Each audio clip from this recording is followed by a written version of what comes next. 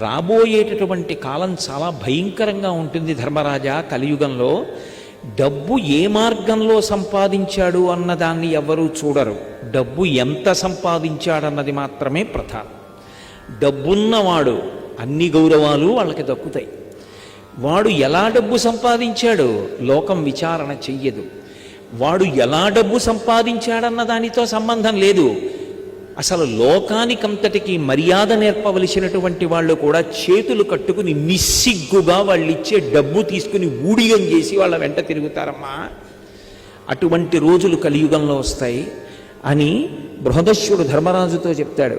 అదే మాట ధర్మస్వరూపమైనటువంటి వృషభము భూస్వరూపాన్ని పొందినటువంటి గోవుతో ఉంటుంది.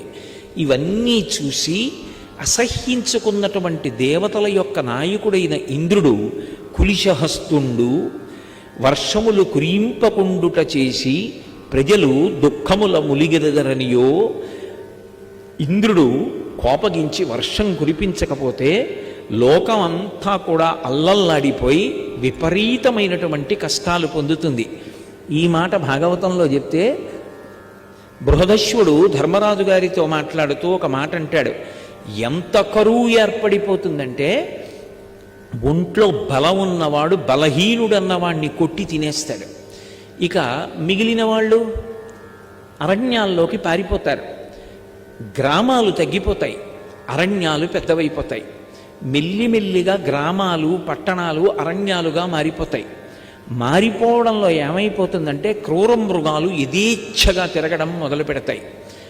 ఆయుర్దాయమా నశించిపోవడం ప్రారంభమైపోతుంది. పురుషుడు బాగా బ్రతికాడు, దీర్ఘాయుష్మంతుడయ్యాడు అంటే 16 సంవత్సరములు. ఆడవారికి బిడ్డలు ఎప్పుడు పుడతారు అంటే 8వ ఏట సంతానాన్ని కనేస్తారు. అంటే అంత భయంకరమైనటువంటి రోజులు ఏర్పడతాయి.